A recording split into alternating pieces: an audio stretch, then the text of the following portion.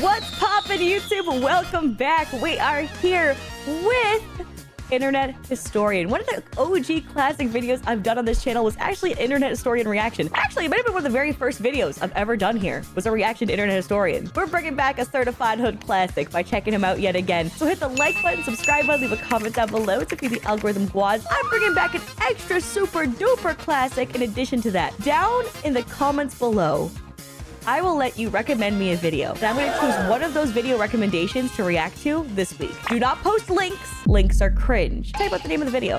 All right? And we'll see what happens, baby. Check us out on Twitch over at Aliciaxlife. Watch Aliciaxdeath. The YouTube channel Aliciaxlife is the Twitch. And let's get into it. Code word for today, so you did not skip this intro, is rats. Let's get it. Okay, music fades in. Oh, ooh, the drama. My friend, the drama. let me weave you a tale A tale? of a windswept night beyond the old Egyptian sands, Ooh. where the water plays coy with the shore, and the coy are sure to play in the water, where the desert wolves... Sorry. He said that shit with a smile, and you could tell in his voice. That was too cute. All right. make love to the moon. Exterior day. Okay. This is the Suez Canal. Yeah. Undeniably, Egypt's most famous body of water. Oh, cute. Undeniably. Nothing Cute. bad ever happens here. I love a good pun. Oh, except for that one time. Oh. Okay, so there's a ship, and it's called the Ever Given. And it's going up okay. the Suez Canal really, really fast, probably. And you think that, well, the Port Authority would call up, and they'd be like, Captain, you are going way too fast. but the captain, he's wicked sick cool. So he's like, They're just jealous of my I'm sorry. I have a wave of nostalgia for when I started this channel and I did the Costa Concordia video. I can't stop smiling, bro. This makes me so happy. Holy shit. Also, he's too cool to slow down. He can only go fast, like Sonic. passion for going fast through critical trade infrastructure. Oh, Increase speed. no! If you will not slow down, prepare to meet the full might of the Egyptian military. two of Egypt's fastest fighter jets scramble on the runway. But the captain kept adding power. Oh! Faster! The people of Europe need these Chinese knockoffs of European goods. And they got all sorts of technology to go like top speed. Don't go faster, I beseech you. But everyone on the crew was loving it. Yeah, Crank go that shit faster. up! But then, Look out! Someone left a ramp in the middle of the canal. I ain't Rampant! afraid of nothing. it was at this point that the captain chose to do a wicked sick jump. Lens flare. But they overshot it. Wait, tee up. Was there actually articles? Hold on. That the captain chose to do a wicked sick jump. Lens flare. There's a lens flare at the Suez Canal. Cool, to grace the 7 seas ever given. Okay, those are cute. But they overshot it. They were gonna collide with a gently sloping sandy bank. They threw on the handbrake, Drop anchor! Brace for impact! but it was too late. Collision. Literally everybody died. Oh, I'm sorry. The exploding given. earth was crazy. Ever taken away. Okay, the drama. Yeah, that'll do. All right, see you in a year. What do you mean it's not long enough? I'm so glad I watched Dune recently.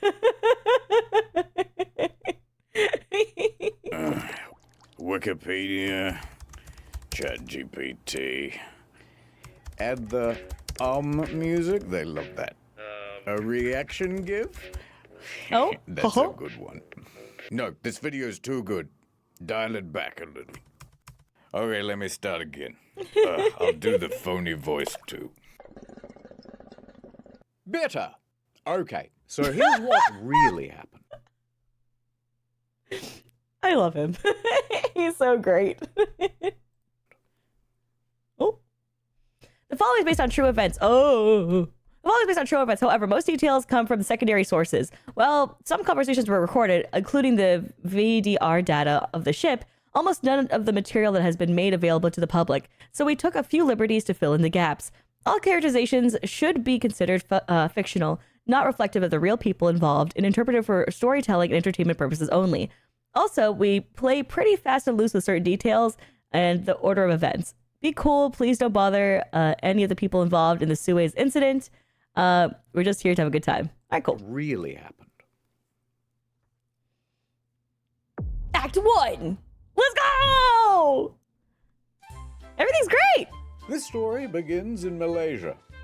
Of course, you already know, but that's this one over here. And at a port named Tanjung Pelepus is the container ship known as the Ever Given. The last of the cargo is loaded onto the ship, and the captain of the ship, Krishnan Kanthaval, is there with his crew of 20. Hello!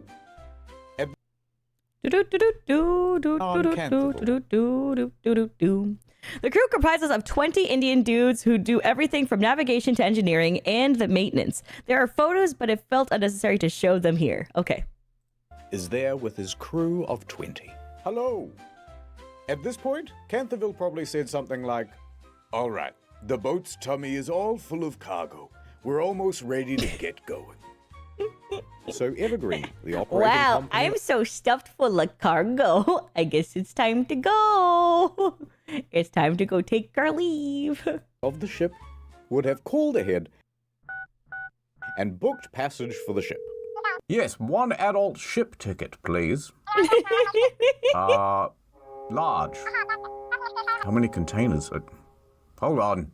1, 2, 3, 4, 5, 6, 7, 8, 9, 10, 11, 12. Now, this guy at the operating company is on the line to the Suez Canal Authority, and they are in charge of all of the operations of the Suez Canal. All right, thank you for choosing Suez Waterways. You are scheduled for March 23rd. You are 922nd in queue. All right, we've got a Supermax container coming through on March 23rd. Pulling up the stats now.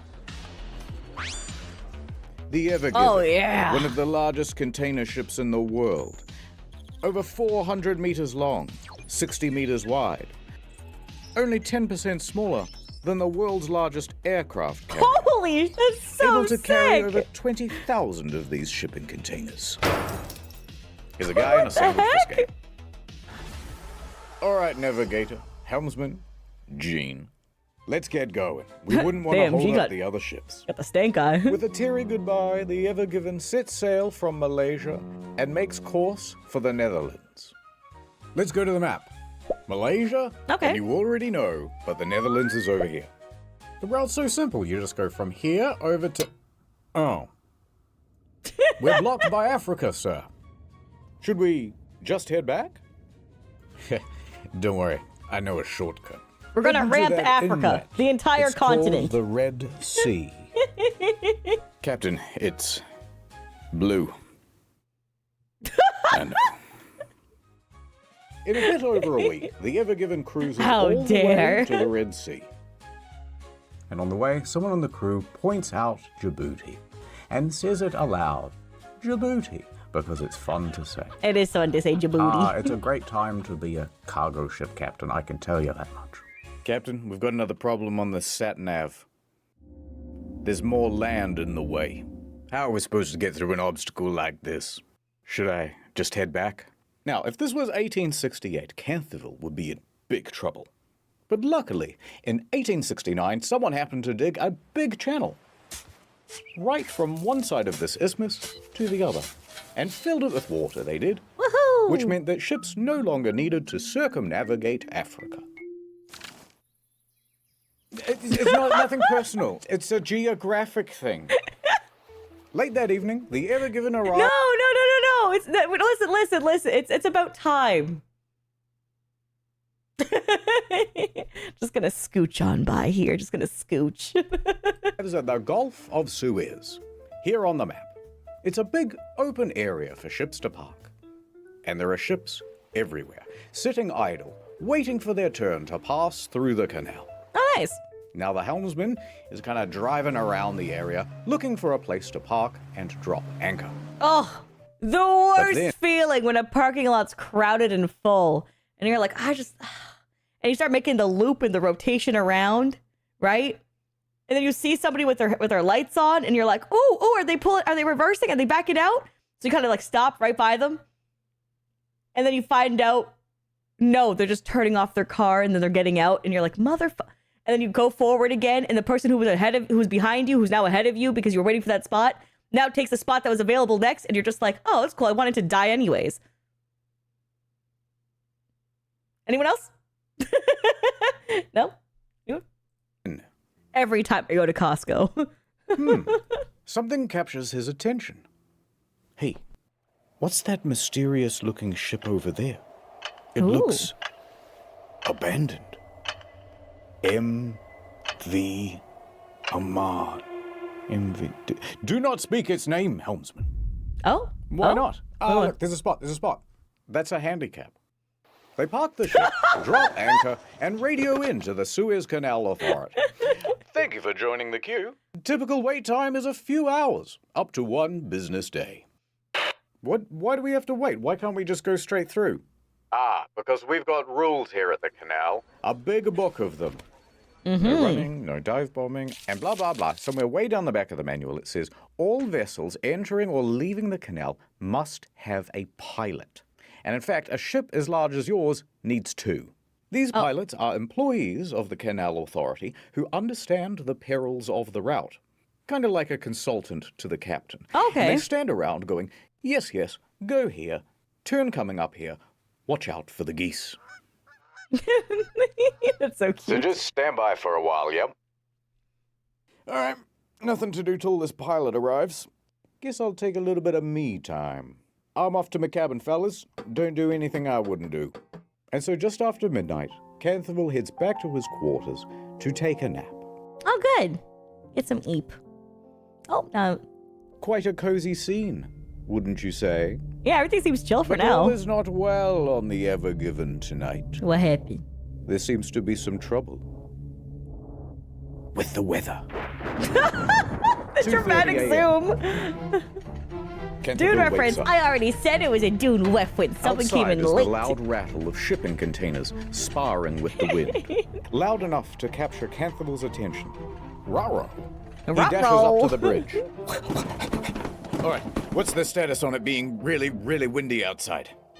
The wind is up to 35 knots, but the Ever Given is fine and the anchor is keeping us held. Okay, but hear me out. One of these cargo containers has kites. Boys, what if we tie all the kites together and fly? All right, it sounds like I can head back to my quarters then. Wait, Captain. I think we need to move the ship. Yeah, those guys are getting closer and closer to us. We're surrounded by ships like the Al Nasriyah. Their anchors can't withstand the wind, and they are being dragged about. We need more buffer. Oh, or there's hell risk of a no. collision. Good thinking. All right, duty engineer, prep the engines. Aye. The ship kicks to life. The helmsman steers the Ever Given to get further away from the other ships. Oh, good. This whole thing might be cancelled. Port control.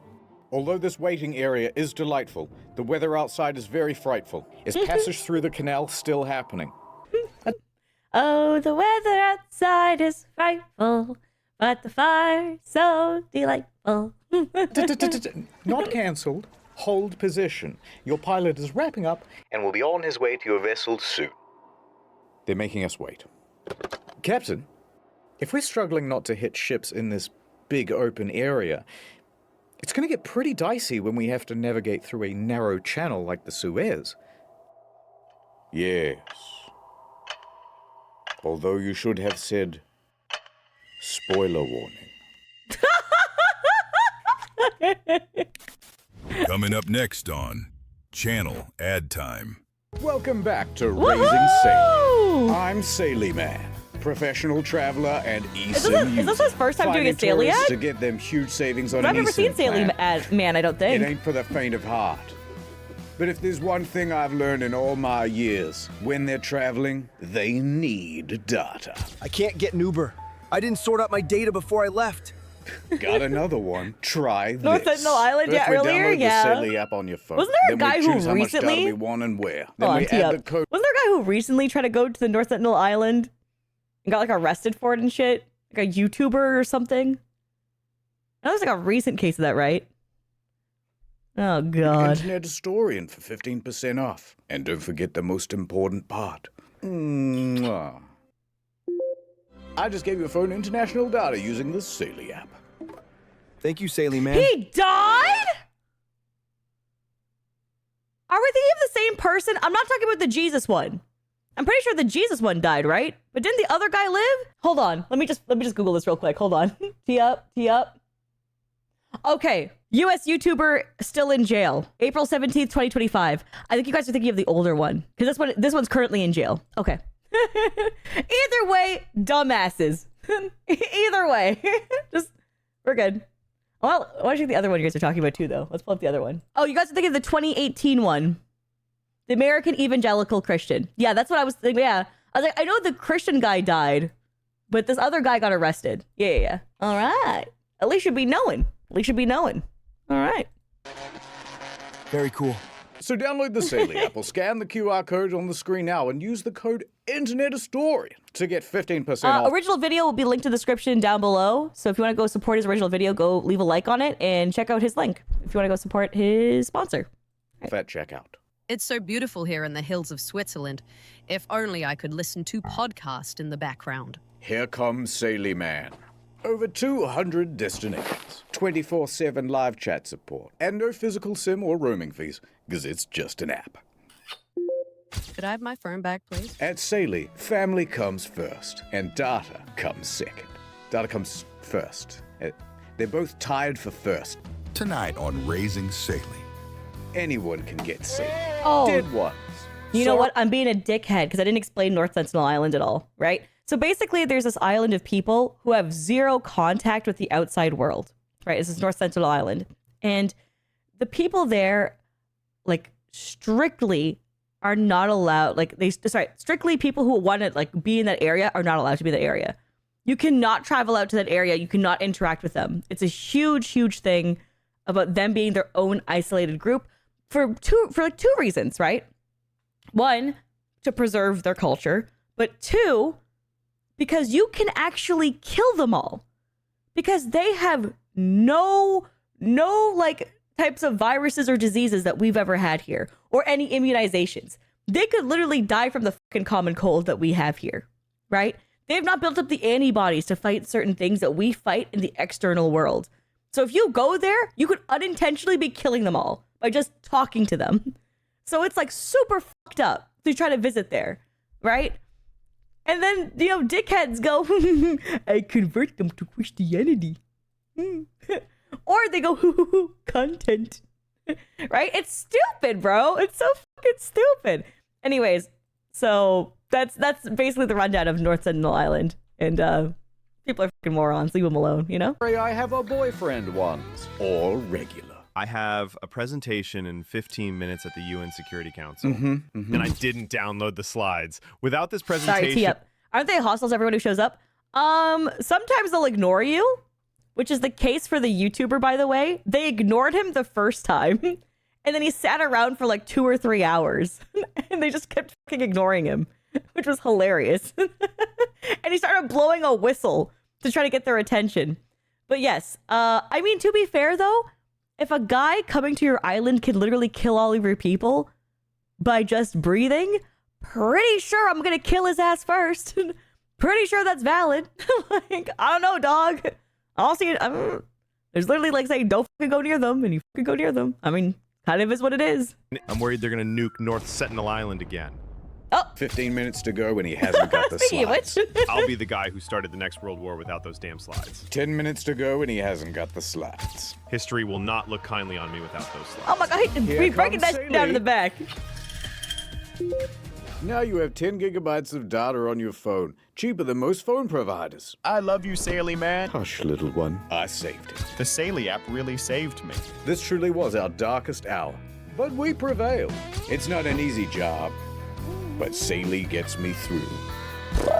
So download the Saily app or scan the QR code on screen and use Internet Historian as the code to get 15% off at checkout. Get some damn data on your phone, why not? Ad over. Some time has passed. We're back on the bridge. There's the helmsman. Captain's gone back to his quarters. Okay. Pilots won't be here for hours. Then suddenly, an idea. No. No. The helmsman takes it upon himself to navigate a little bit of art.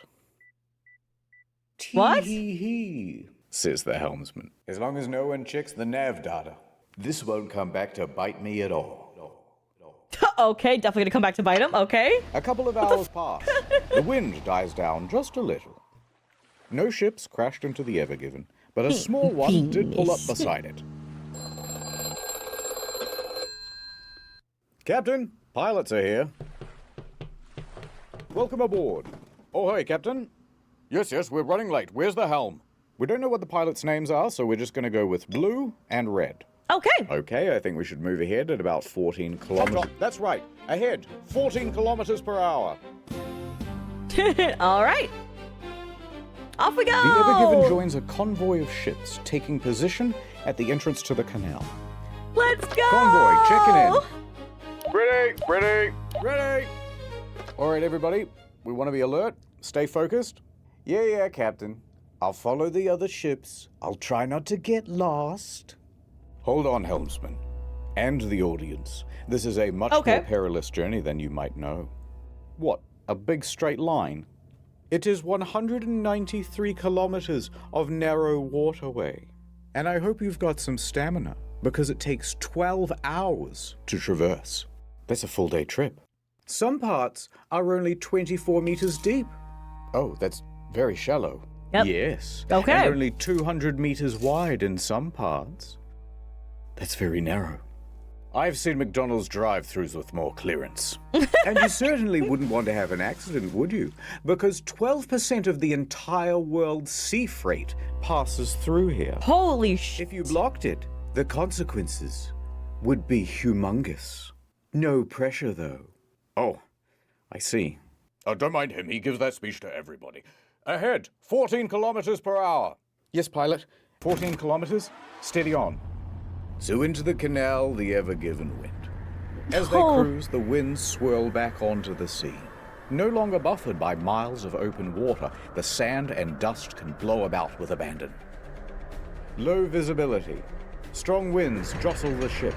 Grit pelts the bow. The Ever Given steams ahead at about the pace of a fast jog. And there's no real build-up. When you consider the fact that it's such a heavy ship, like, it's not gonna move as fast as you think it is. It's gonna be very slow. It's like, it makes sense for it to be that slow. But oh my god, the amount of weight. Oh. And all I can think about is, dude, imagine being the guy who fucks this up. Oh my god. To be honest, things go awry almost immediately. Alright. How are you coping with the wind? It's manageable. Alright, well, the wind is definitely pushing us to the left-hand side. Yes, just try to keep it as centered as you can. Adjusting. These winds are quite something. Do you think we should have insisted they postpone? Well, the pilots don't seem worried, and they know this water better than anyone. Alright. The angle of the wind is particularly nasty, catching the enormous surface area of the ship and constantly nudging it off course. God damn, that's so scary. Helmsman, you're still too far to the left. You got to get back to the center. Yeah, I'm trying. Adjusting. The helmsman keeps changing the trajectory of the ship, but he cannot seem to stay in the center. Come on, helmsman, we're still not centered. He keeps listening to the it's left. the wind. No matter what they do, they can't seem to get away from the left bank. The wind foils their every countermaneuver. This is not as manageable as I thought it would be.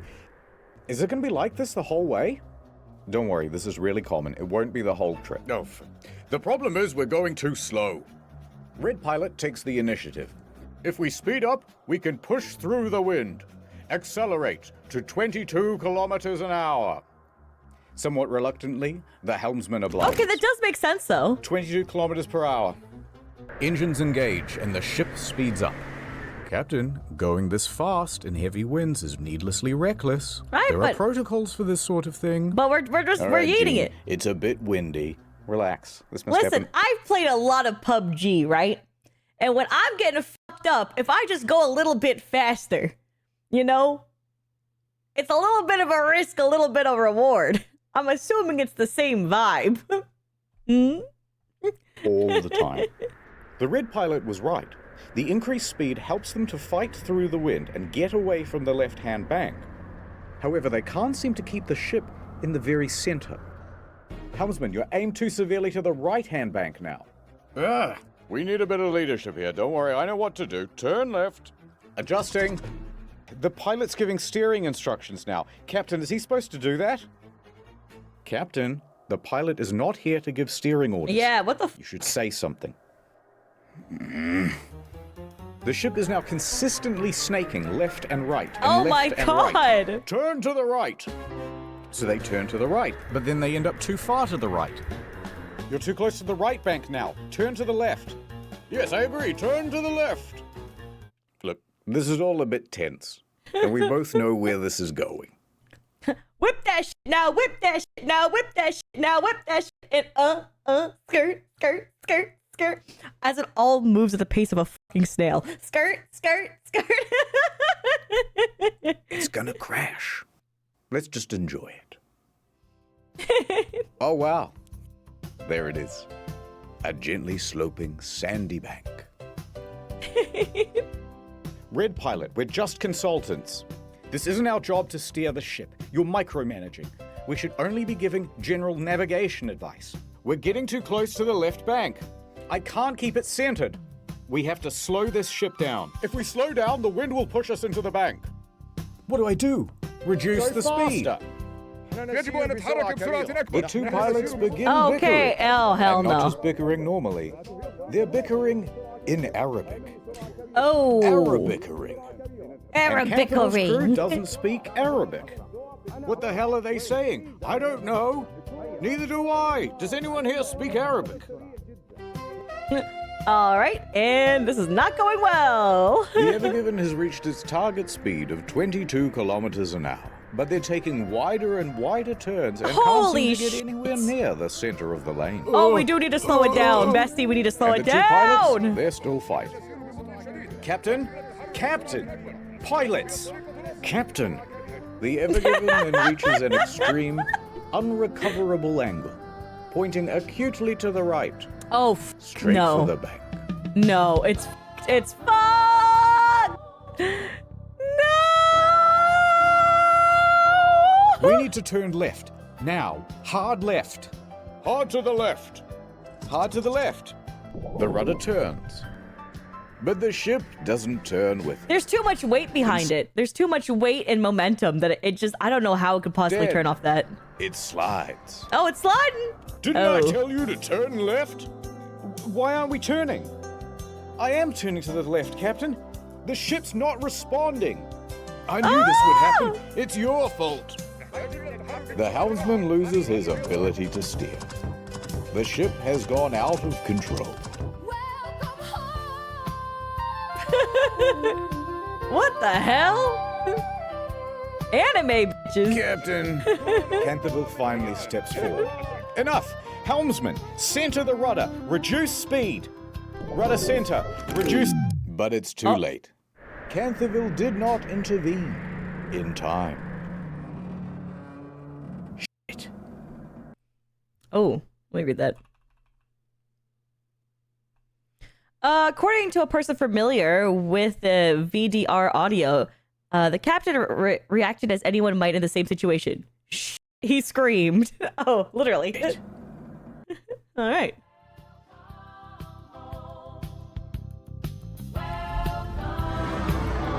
Holy shit.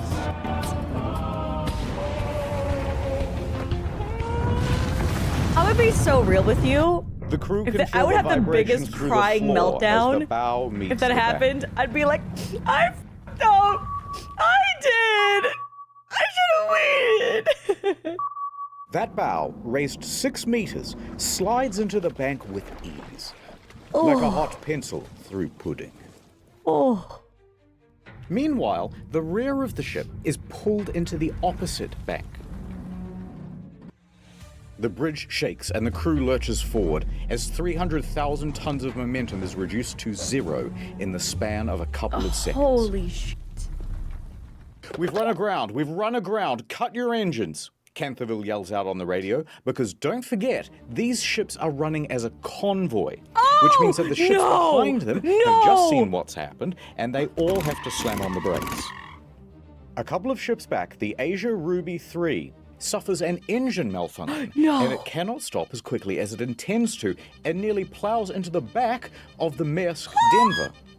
They manage to stop themselves just in time thank God. and prevent running aground as well. Oh my God, that was so scary. Pan Oh my back God, to I got the stressed out. Ever-Given. Let us look at it from above. It is diagonally wedged across the entire canal. An unplanned bridge connecting 2 continents. A ship collision of such magnitude, there's almost nothing to compare it to. Maybe Hindenburg? 9/11? I'll keep Googling.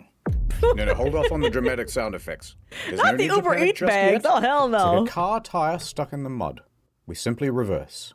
Full astern. Well, that means full backwards. No, Propellers we're at the back of the ship whiz to little effect. yeah, they Knocked can't in do place shit. by the sand. We didn't move. Merely a run-up. Crash astern. That's the most dramatic version of full astern, ramping up to full thrust as quickly as possible. Oh my God. Nothing. No, stop it. No sound effect just yet. We still have one more option. Okay. Start up the bow thrusters. They're the jets at the front of the ship that give a little bit of extra oomph. Crash astern, full thrusters. Oh, movement? No effect, All right. sir. Now the sound effect. There we go. Okay, okay. Now, we don't have the transcript from here. There's so many of we'll those sound just presume effects. that at the time, Canterville said something very quirky and millennial, like, so that just happened. But what we do know...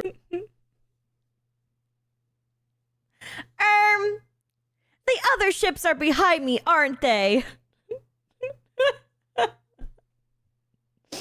is that he and the pilots then jumped on the radio and got in contact with the port authority. We've got something to tell you, and I'm sorry, I'm a gotta millennial. promise not to Deal with get it, chat. mad. Shut up. I have to embrace listen, the cringe. We're going to need a tugboat. We are run aground. The helmsman takes a turn at being a millennial. There are other ships right behind us, aren't there?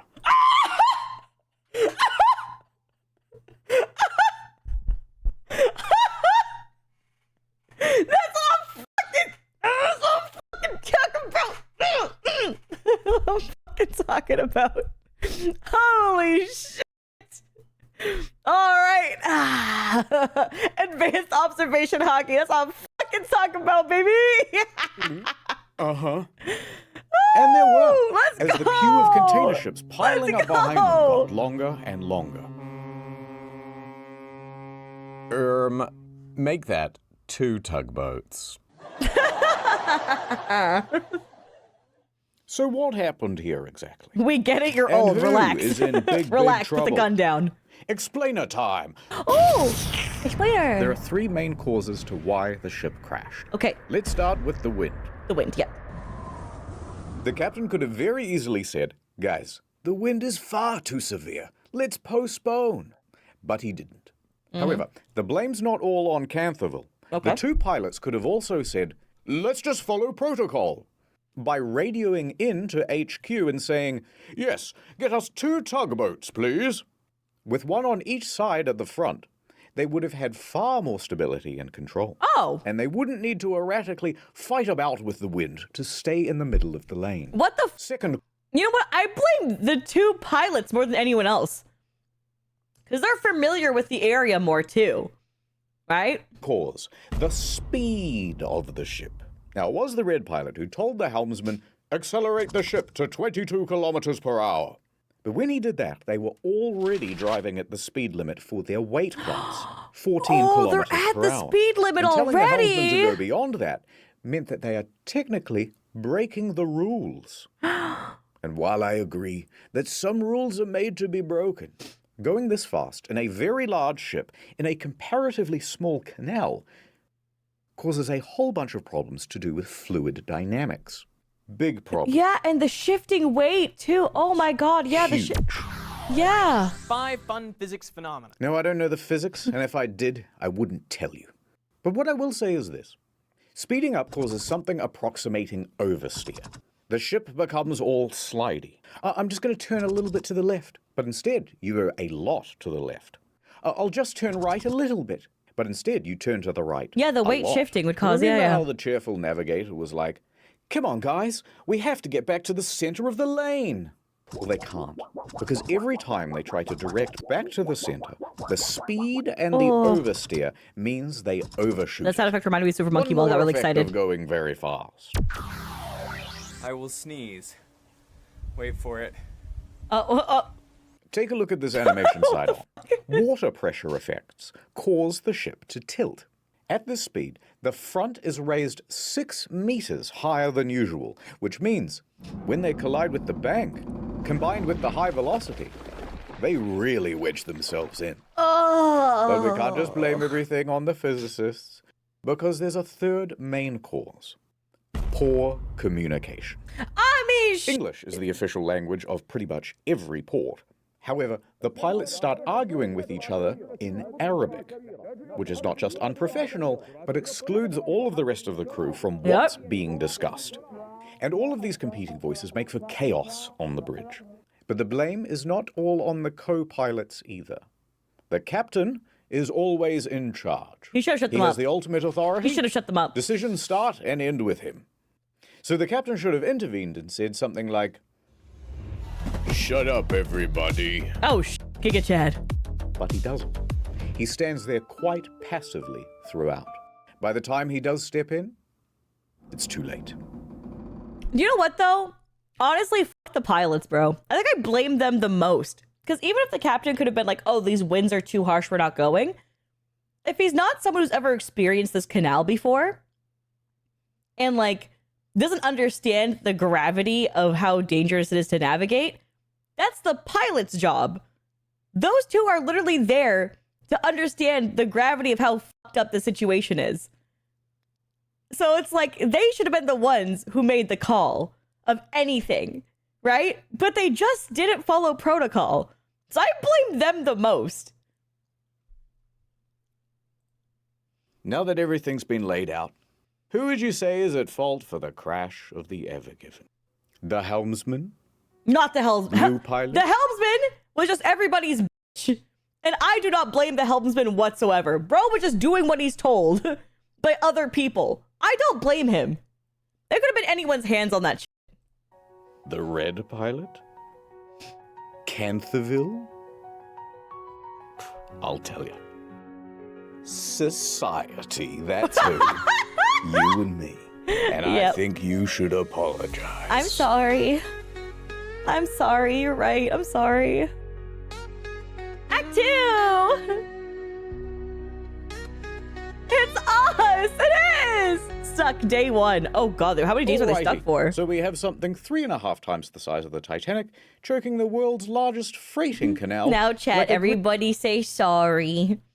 He told us it was us and him. We got to say sorry. Come on. No, we are part of society. We're sorry. 3D seagull throating a glue stick. Oh! Good stuff. Damn! And they didn't Crazy get very analogy. far through the canal itself. About 5% of the progress bar. Cool. But if we scroll up for a second, we can see what landmarks they missed out on. The Great Bitter Lake. Named so because the water there is very salty instead of fresh. Oh, fair enough. Then up a 2-lane bit and over to Timsar Lake.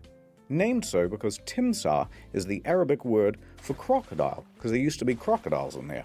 Oh, that's cute. Otherwise, it's pretty much zip right through to the Mediterranean. That would have been very nice for them. Now we go back a bit to Timsah Lake, and here you'll find the city of Ismailia. And at its port, see this building? This is the Suez Canal Authority. Okay. Inside, Captain El Said, head of navigational control, is just settling in for the day. As he sits down to his desk, Captain, you're gonna want to see this. the video feed pulls up. What? Line 1. We're stuck. We'd like to request a tugboat. Stuck? Stuck where? You know that single lane area pretty close to the entrance? There. Now, had this happened in one of the 2-lane sections, they could have kept the traffic flowing. Yeah, but it's literally at the neck of it all. That What? sucks. So you're blocking all the traffic? Mr. All El of it, Said, yeah. we already promised we wouldn't get mad. Fine. I gotta see how bad it is in person. El Said snatches I'm not mad. I'm just disappointed. his keys off his desk and he races down to his car, rushing to the scene. He gets out and casts his eyes upon the ship. My God. Towering over him is a structure the width and breadth of the world's largest Walmart, except it is also 15 stories tall. The bow, raised 6 meters higher than normal, is jammed into one side, like an unwitting finger in a Chinese finger trap that somebody filled with Gorilla Glue and it's prom tomorrow. And the ass of the ship... and everything goes wrong, and your dad is balding, but he said he started balding at the age of 17, and you're like, well, I'm already 16, and I feel like my hair's already starting to thin, and you're like, Dad, why are your genetics so shit? And you're like, maybe if I put the Gorilla Glue on my head and attach the hairs from my ass onto it, maybe it'll help. I don't know, but all I know is that Palm's tomorrow, and I'm scared. No? No? All right. firmly squatting aground on the other side. And the middle of the ship, making bended metal groans as it's barely suspended by only a few meters of water. El Said lets the sand run through his fingers. God, I'm glad, so glad we're just doing a bunch of Another douche. important person arrives on the scene. Admiral Rabi. He is the Suez Canal Authority chairman, the big boss of the whole canal. Here's the rough structure of the organization. He's all the way up here, right? Oh, no. So high up that he reports directly to the Pharaoh of Egypt himself. Yep, that's one blocked canal. No, Mr. President. He didn't say blocked. Shut up. He said that canal rocked. He's giving it a 5-star review. Yeah. Come on, follow me to the bridge. Now, Al Said and Rabi board the ship, and it's a hell of a scene. The crew is racing around. Oh God, they're gonna check the nav data. They're gonna see the dick pic. Oh God. Canterville's standing back taking a panicked phone call with the operating company. Okay, so 2 pilots walk into a ship, and the first one says, and the 2 pilots from before are still bickering. All right, you 2 are dismissed. Canterville. Oh God, this is the end of my career. This is gonna cost $1 billion. Al Said puts his hand on Canterville's shoulder. Do not worry, my friend. We shall solve this. Come on, Captain. What's the status? Well, the ship isn't floating. Yeah. No, what I mean is the situation is worse than you think. It's the way we're pitched up on the shore. The weight distribution is all wrong. We're like a raised bridge, but we don't have any of the support underneath. The middle of the ship could bend under its own weight and tear. Oh, ship! So it could sink? Yeah. Notice how I didn't cuss? That would shut down the whole canal for months. Are we taking on water? No, I've had the engineers check the hull. We can't see water making ingress anywhere. Yet. The best way to get free and the best way to prevent the ship from potentially sinking is to lighten the load. We need to get rid of at least, I don't know, like 20,000 tons. How quickly do you think your crew can offload containers? No. Look how high those boxes are stacked. To offload these containers is going to require specialist equipment. The kind you'd only find at a dedicated port. We're not going to be able to offload these containers out here in the middle of nowhere. All right, well, it's the easiest, most brute force solution you can think of. The ballast tanks. No, I said ship. Yeah, I know I didn't enunciate the P well enough. Yeah. Yeah, that happens sometimes. I really did say ship. I was so excited that I said it instead of ship. I was so excited. I need to enunciate, Bender. I was so excited. I made the pun. She said ship. Oh, so you did. Oh, so some people are just bullying me. Okay, cool. Thank you. Go on. We've got nearly 10,000 tons of ballast water on board. I heard ship, thank you. We can dump that right now and relieve some pressure. Excellent idea. I'll get started. No, you can't do that. Well, why not? Allow me to explain. You see, when a ship fills its ballast tanks, it's filling with more than just water. It's a big, dilute, salty soup of algae, plant material, and even sometimes small fish. Pick that up in Malaysia, and then just dump that at the next port. You're introducing these stowaway pest species into the environment. Some examples of these invasive species include the Northern Pacific Sea Star. Oh. The Hi, European Patrick. green crab. That son of a bitch. And cholera. Oh. Ew. So you have to treat the water before you discharge it, usually through heat or chemicals. And the key there is that it also requires time and access to one of these treatment machines. And we're not at a port. It's going to take much longer than usual. But let me get onto the line with the guys at Ismailia. We probably have a portable water treatment machine somewhere. Al Said turns and looks out the window. Coming down the canal are 2 tugboats, the ones that they ordered earlier. Look, we might not even be that deeply wedged in. These 2 tugboats might be all we need. No! No! No, they just explained. The captain just. What? The captain. We just explained that it is. What do you. What in the. I hope and pray. Oh, hell no. Yes. Tugboats. Oh, this is the stupid. Mosaid 2 and the Mosaid 3. Oh my god. These 2 little guys are able Literal to pull copium, around yeah. this massive Oh my cargo God. ship, comparable in size to the Ever Given. On go the ties. Line secure. Oh all my fast. god. Engine ready. Ready to pull. Cantherville looks nervously at El Said. Commence pull. Slow ahead. The polyethylene ropes whine as they're pulled taut from the water. The tugboats lightly draw against the ship, testing for resistance. All right, a little more. More. This is stupid. More. Full power. Nothing. Not an inch of difference. All right, stop engines. Be on standby. This isn't going to work. With just 2 tugboats, we do not have the pull for a ship this massive, this deeply grounded. It's also low tide. That's not helping. Wind's high tide. Early afternoon, in a couple of hours. All right, that buys us some time. How soon do you think you can get a dredger out here? Let me find out for you. Please hold. The dredgers can remove the sand below the waterline that's all built up around the ship. Hi again. They say it'll take a day, maybe 2. All right, tell them to hurry. A day or 2? Okay. I'd better update my boss. Let him know it's not going to be a quick fix. All right. I should call my wife as well. Probably All should. right, don't go too far. I need you for something in a minute. Hey, what about excavators? Oh, yeah. How many we got? Right now? No, for my birthday. Yeah, now. Yeah, right now. The 1. 1. Only one? One guy. Why? There's only 1 excavator on standby for the whole canal. Well, it's just post-COVID. Everyone's been excavating from home. Patch me through. I'm sorry. It really was just 1 guy, by the way. It's local contractor Abdullah. So he picks up the phone. Mushy mushy. There's been a big accident at the canal, Abdullah. There's sand and dirt everywhere. I need your help. Just send me the deets, Choom. Abdullah jumps in his Oh my truck god, he said and heads to Choom. the Look me in Cyberpunk. That's so And cute. when he pulls up, Gott in Himmel. He sees the massive Ever Given wedged into the canal.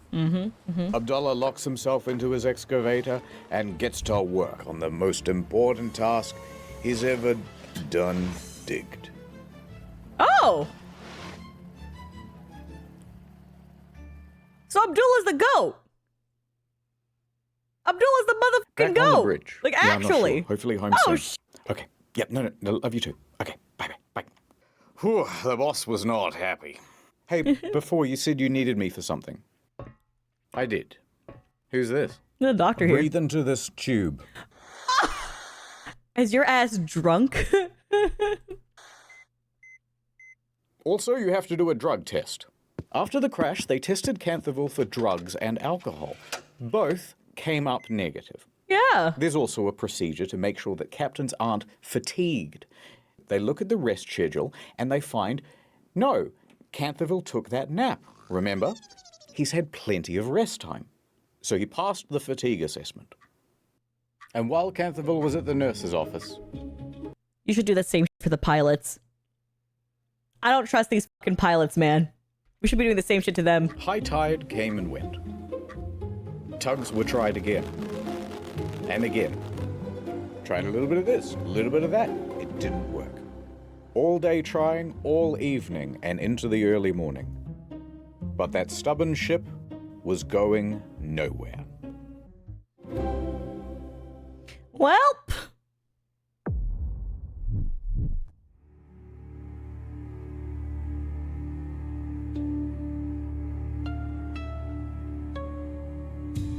What's this all about?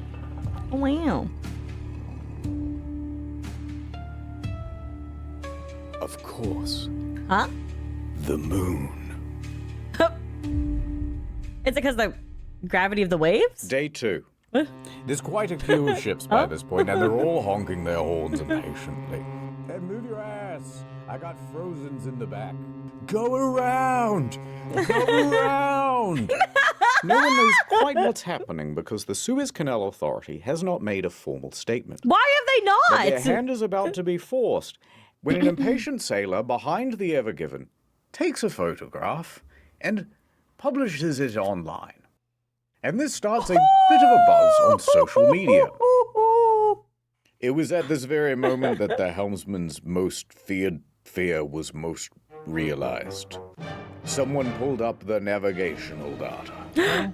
And they Within saw 24 the hours, dick. it was all over the news. So over at the Suez offices, Mr. Rebbe, you have 300 voicemails. Telemarketers? Important clients and journalists. They're asking about whether the canal is blocked, aren't they? They're asking about whether the canal is blocked, yes. And the Suez Canal Authority could keep it a secret no longer.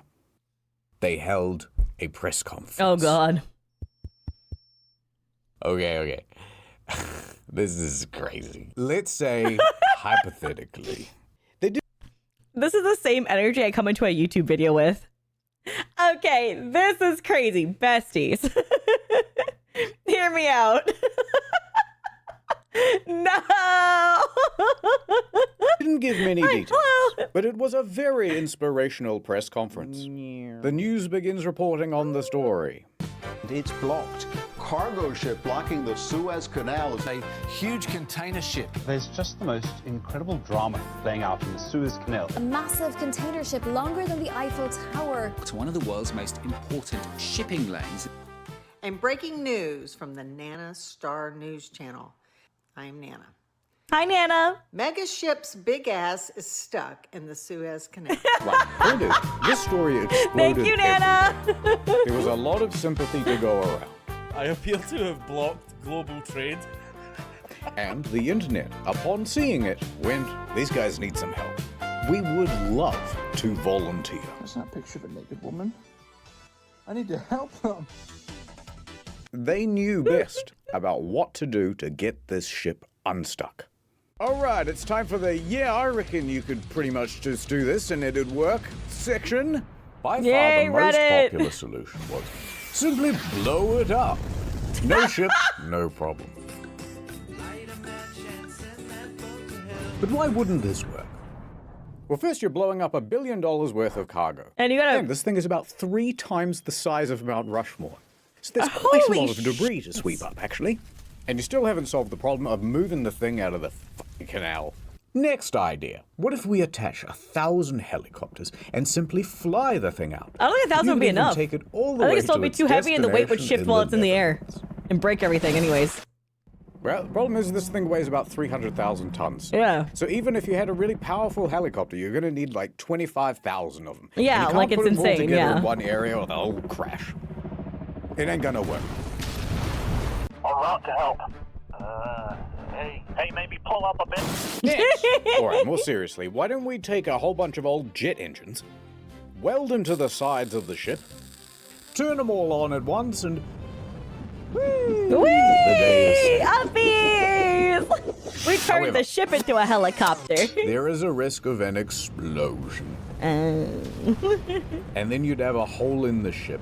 Oh. And then the ship sinks, and then you're really never moving it. Oh. Hear me out. Liquid nitrogen. A lot of liquid nitrogen right under the boat. The water freezes, expands, the ship lifts up. Bob's your uncle, you love it. Except now, the ship is just stuck in ice. And then it melts, and then you're back to the exact same position. Also, you need like $1 billion worth of nitrogen. There's no way to get that much material, let alone handle the scale of that material. Also, everyone's going to freeze to death on board, and the ballast will expand in the tanks, and that'll destroy the ship. Yep. It's not going to work. All right. Last idea. Best idea. What if we just actively made things worse? Such as this petition to add a second boat to the canal. Jokes aside. Now, hear me out. What if we double down? Hear me out. Pretty much restaurant. Oh, yeah, KFC. KFC did a double down. Why not us? Why not us? One humble comment did stand out from the crowd. Get a few people on this side, a few people on that side, push it, and I really think it would go. Well, maybe. Because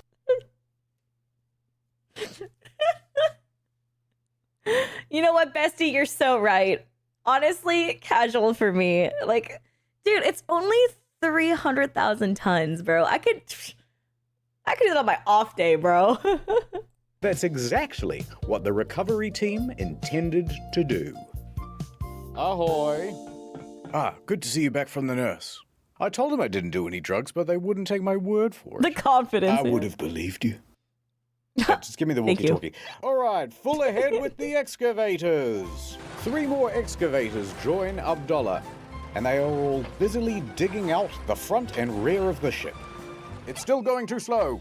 What else we got? I love how we have so many more excavators now that we are literally so public it's international news. It's great. New stuff. So here comes Rabbi pulling up to the scene. Good news, fellas. And he's standing atop a very powerful bit of kit. A big, beautiful dredger. To be specific, a cutter suction dredge. Essentially, you've got a big rotating cutting tool that loosens up all the soil, while a big suction pipe sends it yonder. Oh, cool. All right, do the dredgy. Full speed. What else we got? We got more tugboats incoming. More and more tugboats join the fray. Woohoo! A total of 8, arranged around the ship like this. Notably, the Baraka 1 and the Izzat Adel. These are 2 of the most powerful tugboats in the Middle East, and that includes the non-deserty parts. Full ahead with those. They keep trying. A cacophony of engines playing the highest stakes game of tug-of-war ever attempted. Tens of millions of dollars being lost every hour until it was won. And their opponent? Unbothered, moisturized, taking up the whole lane. Unbothered, moisturized. Yes. Bestie, the skincare on point. We love that for our big fat ass ship. We love it. So mindful, so demure. Budgeable. All right, we're calling it for now. Okay. So sure, it was unbudgeable with like the 6 tugboats and the excavators and also the dredging machine. But did you try the bitch on TikTok's idea? Did we even try to just put 3 dudes on each side? Methinks not. Methinks not. Oh, El Said, we've thrown everything we can at the ship, and it won't concede an inch. It's hopeless, hopeless. The cynicism of youth. No, I'm saying get 3 people. Not just tugboats, but 3 humans pushing. I've worked for many years on the Suez. There's magic in the water, Canterville. Magic. We will succeed. Your words are empty, El Said. Ooh. Optimism has blinded you, El Said. Ooh. We cannot defeat the canal.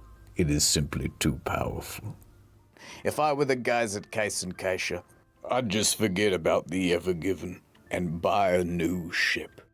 Well, we can't afford a new ship. The owners of the Ever Given, Shoei Kaisen Kaisha Limited, are getting very worried.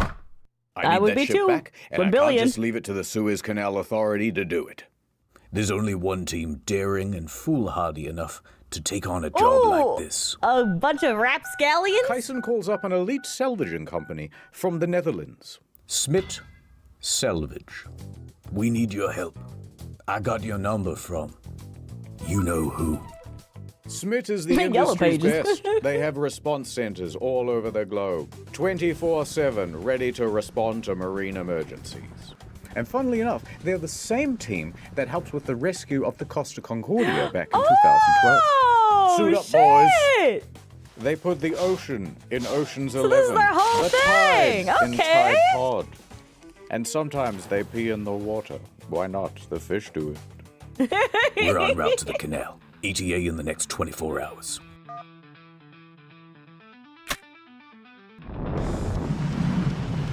Let's go!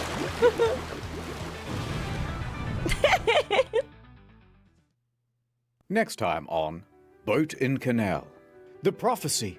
It's coming true. Kiss me, you fool. I'm beginning to think you don't want to get the boat free. Well, is it the Yanny wire or the Laurel wire? Dude. Laurel. I couldn't hear you. You're breaking up. There's only one way this was ever gonna go. Oh, the drama! To be continued right now. It's now day 3. There's more digging, more tugging, but the ship is still exactly where they left it. All right. And the slow pace of progress is starting to cause problems for international trade. Each delayed ship represents thousands of tons of undelivered stock for store shelves. And that queue is getting longer and longer.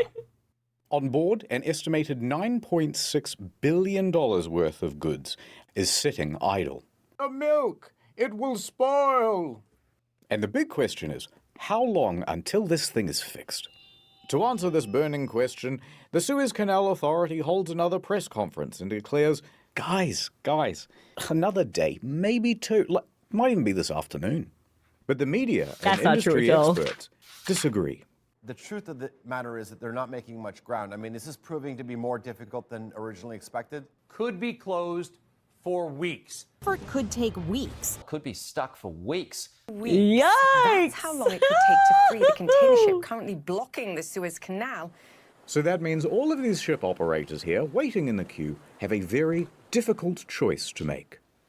So basically, I've just got 2 options. One, I can wait around hoping the ship gets unstuck, which nobody knows how long that's going to be. Or option 2, we go all the way around You probably just have to go all the way around Africa at that point. And I really don't want to do that, and it's not just a geographic thing. Freighters don't want to go around Africa because it will cost them far more in terms of fuel. It adds 10 extra days to the route. And most importantly, pirates. Pirates, assassins, and gay pirate assassins. Now, there be 2 main pirate... Sorry. Sorry, when he said gay pirate assassins, I couldn't. I hit the yo! Oh my god. Hangouts. The Somali pirates, everyone knows about them. Yep. But the more prolific group is actually in the Gulf of Guinea. Named so because it holds the Guinness World Record for most pirates. In fact, in 2020, Thank you, Internet historian. 96% of all maritime kidnappings happened in the Gulf of Guinea. Oh. That doesn't sound very good to me, Okay. Mr. Kaisha. And I just want you to know that you've made an enemy. And when I... Is your boat running? You better go catch You it. better f***ing move it. You can't park there. All right, hear me out. I'm thinking. God, every British person ever. You can't park there when they see an accident. Hey, love, you can't park there. Shut up. A bunch of helicopters, right? And we. There are a lot of people now who are angry with the owners of the Evergiven. You can't park there, There's mate. only one thing I can do. Bing, bing, bing, bing, bong. Breaking news. Ooh. Pause for a second. Shoei Kaisen Kaisha is big sorry. The owners of the Evergiven feel such enormous pressure that they go live on television to make a public apology. Oh. We are determined to keep on working hard to resolve the situation as soon as possible. Please do not be mad. In a few years, we'll all have a big laugh about it. Yours sincerely, Mr. Kaisha.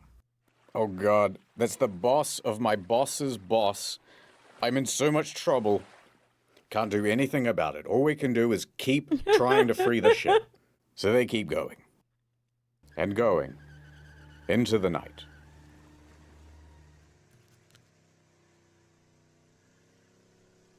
And on that night, Canterville and El Said had a heart-to-heart. The mood was very somber. Still feeling optimistic, El Said? Of course. Well, it's day 3. How much progress have you seen so far? Hold him in a loving embrace. They're gonna blow us up, aren't they? It's possible. They're gonna freeze us, aren't they? That seems less likely. Yeah, it They does. might just attach a whole bunch of jet engines and we're gonna get fucked up. That one got debunked. Sorry. I don't mean to take it out on you. It's just, all these guys, they rely on me. The navigator, the helmsman, Gene, and the other ones we never animated. But I'm thinking maybe I should just get on a lifeboat right now and never look back. I could go live on an island somewhere, far, far away from here. Run away? Look at this. Timu neck massager for Sally. I bet she's checking her mailbox every morning. Bulk, $6 finger. You know what? No. Blow it up, bro. Nothing of substance was lost. Not a single thing of substance was lost. Blow that shit up. Nope, we're good. My mom bought shit off of Temu, right? And I told her, I was like, Mom, don't buy things from Temu, okay? She goes, what? There's so many deals. I go, no. Don't do it, right? I was like, you are a grown person with your own money. So at the end of the day, it is your decision, but don't do it. You will regret buying it. So she buys, like, you know, like we have like nieces and nephews and stuff. All right, whatever. My mom buys, you know, like for like Barbie playhouses and like also for like little kitchen sets of toys for kids. You can buy like a whole thing of eggs where they can like fake play with the eggs when they're like cooking in the little kitchen. She got those for 99 cents, right? Or sorry, no, it was more like 20 cents or something crazy like that. And she was so excited. She got that and a bunch of other junk. It comes in and it's smaller than...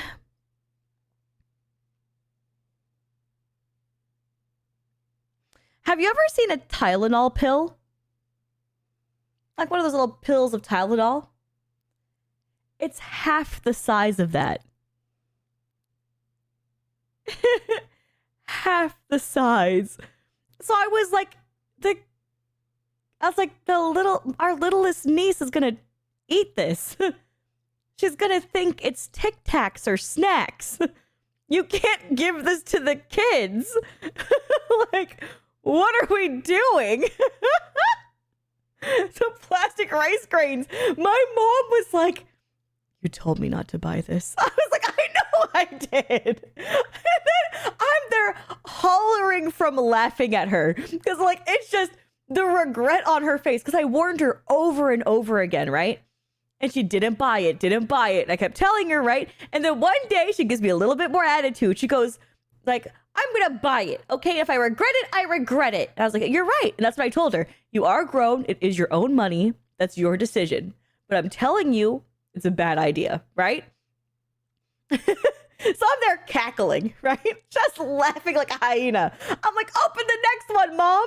I go in the kitchen. I grab a glass of apple juice. I come sit back down. I go, no. Open the next one. Open the next one. She's there holding 2 more packages, right? And I was like, the packaging's more expensive than the eggs. She opens the next one. It's supposed to be like a little jacket for our dog. Oh, yeah. More like a jacket for your hand.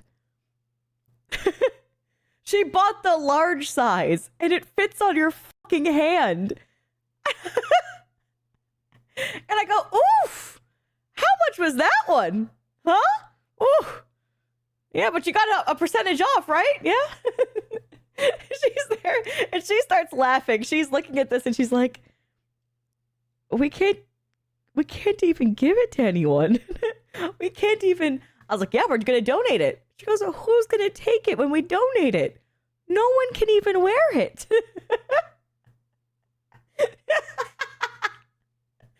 So final package has like 3 things in it, right? Final package, she opens it. It's the bigger one for last, right? She's hoping the bigger one for last will lead to more joy, right? But she likes to open the small ones first, right? No, it's too small for the cat. It's too small for the cat. It's only the size of your hand for the jacket. So the cat won't even fit it. So she opens the final package. She goes, Endalo. Which is basically the equivalent of like, oh my God. Or oh, hell no. It's like that same energy as that, right? Endalo. And I go, ooh, show me. I'm there kicking my feet. I sit crisscross applesauce on the couch. I'm waiting there with my apple juice in hand going, show me the next one. Like the little shit that I am, right? First one. I'll tell you the first one. So you know curtains? How you can get like curtain fasteners that like pull them to the side and like they bunch it together? On the picture, it looked like this beautiful cloth curtain like holder, right? Plastic. Tacky plastic. It was like stuck together slightly that you had to open it like that and it made like a little sound because the plastic was like fused a little bit. And I'm like, oh, so classy. Ooh. Right? She goes for the next one. She pulls it out. It's the kids. So like, again, remember the kitchen set that we have at the house? We have like a little kitchen set for the kids. The one that we actually bought from a real store. Right? So we had the eggs that she bought. And then she also got like, you know, like there's like frying pans and like fake like spatulas and stuff you can get. So she got a bunch of those spatulas and spoons and mixing bowls.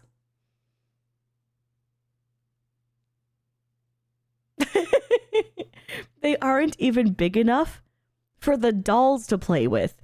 So she couldn't even put it in the Barbie dream house we have because they're too small and they're a choking hazard. So we had to be like, oh.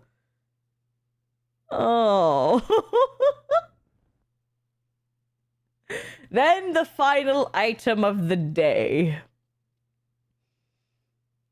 She bought a real item.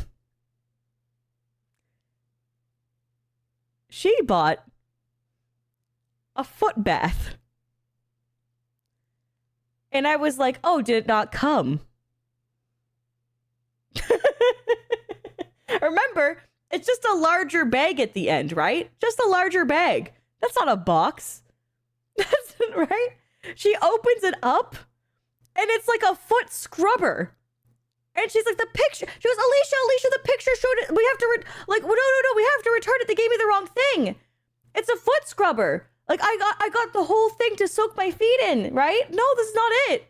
And I go, oh, here. I was like, oh, okay. You know what? No, it's fine. I put the drink down. I get up. I walk over here, like, hand me your phone. I go into her phone. I go into Temu.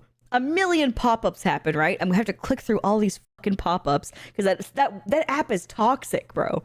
I'm going through all that shit. I finally get to her account, right?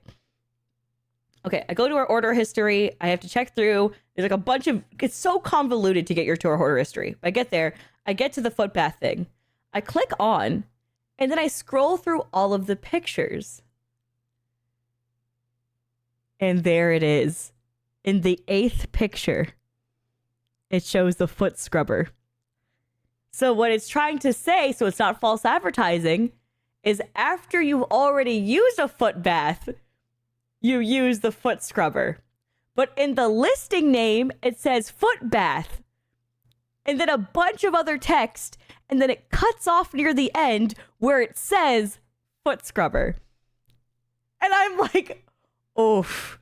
I was like, sorry, Mom. It's a legitimate purchase. Like they like it's a scammed app. Like they're screwing you over. It's like a scam, but like technically it's legitimate because they didn't false advertise. And she goes, I cannot believe I wasted $23. I'm like, $23? I was like, bitch.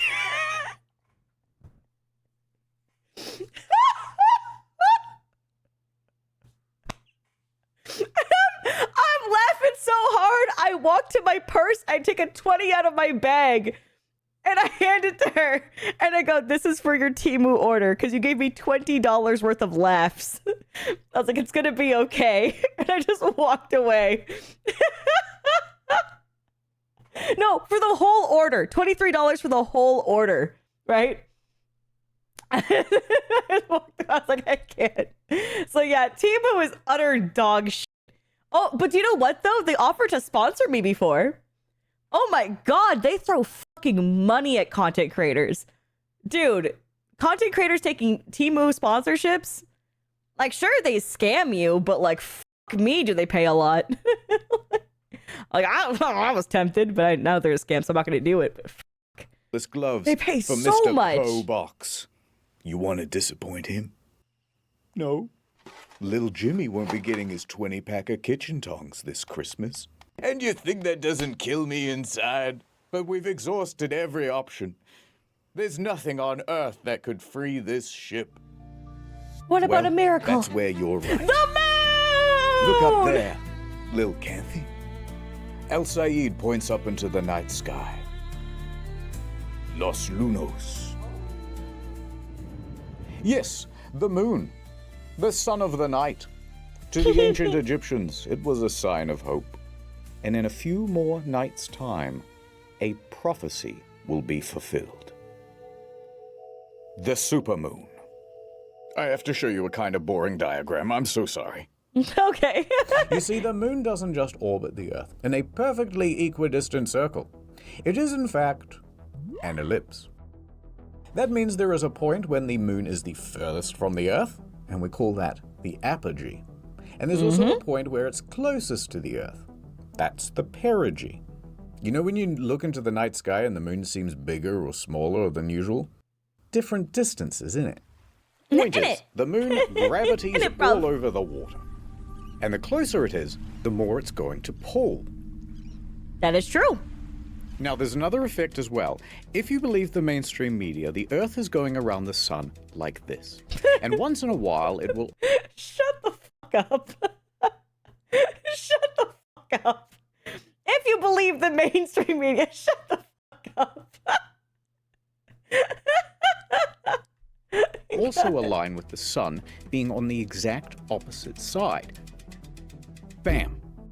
At this point, when everything lines up like so, both the sun and the moon are at max strength pulling on the sea. And they call that the supermoon. And the tidal effects of both combine for an even greater pull. High tide can be even higher than usual, sometimes by up to 1.5 feet. Now, these sorts of moons only happen 3 or 4 times a year. But in 4 days, Big K, we're going to get one. My God! It's brilliant! Previously on Boat in Canal. Don't let go! Ha ha ha, my plans have all fallen into place. I thought I knew what being a captain meant. What do you mean cut the black and blue wire? There's only white and gold! We've got one chance left. All right, same meme. Yep. This is just like that Costa Concordia video he did, but way less funny. Okay. You're doing great. You're doing great. Over at the Ever Given, things are status quo. But online, there's a bit of a new development. A screenshot of a news article appears. Cargo ship crashes into Suez Canal. Captain involved in incident. But there's a twist. Uh-oh. Is that a woman? A woman? Egypt's first female sea captain, Marwa El-Sahar, was being named in this headline as responsible for crashing the Ever Given. She's not even there. She's not even there. What the fuck? It must be a woman driver. Like, what the fuck? And the screenshot of this news headline spread all across social media. Bro, this is like the same fuckers who are like, wait, is it a female pilot? I'm sorry, I have to take the next flight. I can't take this one. There's people actually like that. I'm like, dude, what in the Andrew Tate shit is this? For Marwa to have screwed up this badly is impressive. Especially considering she's never worked on the Ever Given and is currently hundreds of miles away in Alexandria. But someone online went, first female captain? Grody? Suez blockage? She must have did it. Marwa found out about the accusations through a friend and quickly hopped online. I gotta clear my name. Guys, it isn't me! But the online bad guys must have hacked her account, because everything she wrote just came out in squiggles. Okay. So Marwa tried to hack back. This code, it's nothing I've ever seen before. They're countering my hack. I'm gonna reroute the hosting. Not if I can help it. They ran through the firewall. Use IP4. It's better. Now, while we can all agree that a lady captain is very gross and icky, and while we all agree that she should be doing a lady job, like adding rosemary oil to the ballast water.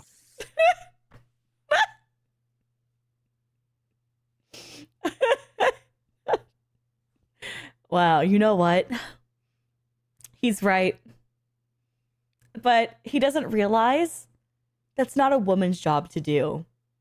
What we really should be doing is aligning our chakras and burning sage on the ship. Okay? Like, fuck you for getting that wrong. Or knitting hand warmers for the steering wheel. It was not fair that she was being falsely accused. And the situation was escalating as the online bad guys started making fake accounts pretending to be her. What was Marwa, etc. to do against such a coordinated campaign? Well, luckily, a surprise hero to the story. The mainstream media showed up and did a thing. Bringing her onto the telly and clearing everything up. Marwa even found some positive in the situation. I was really upset at the beginning, but later on I found like the support from all people around me, and that made me feel like more grateful for what happened. A lot of the social media posts got taken down. Good for her. And in the end, it all turned out okay. Good for her. That's actually so upsetting. For her. Yeah. Back to the Ever Given. The Ever Given has been grounded. Honestly, though, like, the amount of harassment and bullshit she must have gotten until, like, the mainstream media cleared it up must have sucked so badly. Because there's so many times where we'll see, like, a false article or false something, and then other articles will start reporting on that fake article, and then we all just get fucking brainwashed. Like, because it's all about the speed. It's not about the actual, like, sourcing, right? So it's like, that's so frustrating, but I'm glad like she got her like name cleared and stuff. For 4 it's so long bullshit that even happened in the first place, though. So tug, tug, tug. Dig, dig, dig. Pull, pull, pull. Oh! Tee up. In case anyone here could not understand heavy sarcasm, both internet historian and I were using great, large, vast amounts of sarcasm, joking about female jobs. just in case you could not detect the tonal indication. Thank you. All right. Fuel is getting low. Everyone is overdue for a break. All right, guys. Grab a Red Bull and a little snacky. We'll pick up again soon. But as the engines wind down, the crew can hear something approaching. Who the hell is that? It's Smith Salvage. Ooh. The Smith team boldly They're actions onto the scene, looking at the ship very inspectively. They report their findings to the rescue team. All right, I ain't no boat expert, but if you want a chance of moving this ship, you're going to need to make it a lot lighter, by tens of thousands of tons at least. Is it going to bend and tear? And sink? No, it doesn't look like it's going to do that. But it also doesn't look like it's going anywhere with all of this weight on the back. Okay, we trust you. What's your plan to make the ship lighter? I know a guy. He's got a crane. I'll get it down here. We'll offload all the containers. It'll be brilliant. You're gonna love it. The container thing again? Yeah, how long is that gonna take? Well, to get them down here and to get all the equipment assembled, we're gonna need at least a few weeks. Weeks? Yeah, and to get all the containers off the ship, that might take several months. Months? No, Mr. President. He didn't say months. He said, monks. Those Shaolin guys. They're very strong. Everything's going according to plan. A furious rabbi marches in. Do you have any idea how much these last few days have cost Egypt already? We've had to sell parts of the Sphinx. Look, the nose is gone. It's looking all messed up. We turned the whole country into an e-commerce site. It used to just be called Gypt. Now it's online. Egypt. Oh my God. Remember Tutankhamun? Now it's Tutankhamun. Oh my God. It's a pun. Get it? Let's move on. Yeah, we get says it. the Smith guy standing in for the audience. Look, this is by far the best option. Yeah, it's slow and laborious, but it's a guaranteed fix. Or you can carry on doing what you're doing now. You're on what, day 4? How's progress so far? Al Sayed wouldn't hear it. We will continue with the dredging and the tugging. The supermoon will be here soon, and that will save us. You are foolish, Al Sayed. The legend of the supermoon is just a legend. All right, we're on the same team here. If you insist on keeping the cargo aboard and just tugging, we've got resources to help. Smith calls in 2 additional tugboats. And not just big ones. Pretty much the biggest ones you can get. So Smith and the recovery team have figured out a sort of plan A. The reflection in the water is great too. Plan A is to pull the Ever Given free by the supermoon, which is only 2 days away. Now, if that doesn't work, they'll have to go to plan B, which is to offload by crane most of these containers, and that will take months.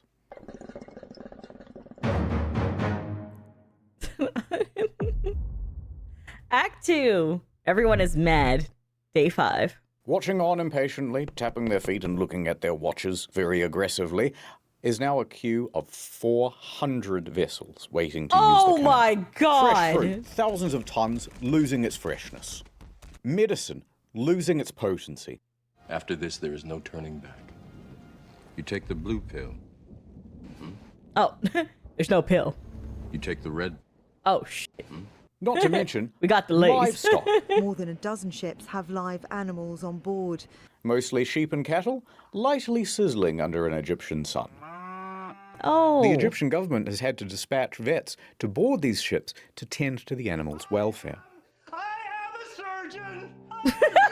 A few days ago, when I was... Sorry. Whenever I see clips of that show, I always see, like, memes of, like, one of the doctors who's Asian, and they just always Giga Chad memes. Like, you guys know what I'm talking about? Like, I don't... A younger man. Freight from Asia only cost $8,000 a container. Now it's $12,000. Oh. And the impact is being felt by a lot of larger companies. Renault, for example, ran out of some critical components and had to halt assembly at a couple of its plants. Adidas, Nike, IKEA all saw shortages. Some of our clients are out of their top-selling SKUs already. And as tankers queue, oil prices are rising. Let my people go. through the little waterway, please. And meanwhile, all across the day, the tugs are trying again and again. Move a little more sand. Wait for the next high tide.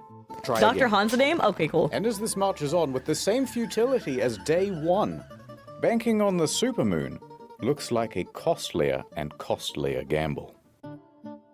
All right, enough of this. Said about 100 ships, opting instead to go the long route around Africa, accepting the longer traffic time and piratey risk. Oh, but you know what would suck? Is if you decide to go around Africa and then they end up moving it. And then your 10-day extra added trip. Oh, fuck. Oh, that would make me so mad. Oh, dude. Oh. Oh.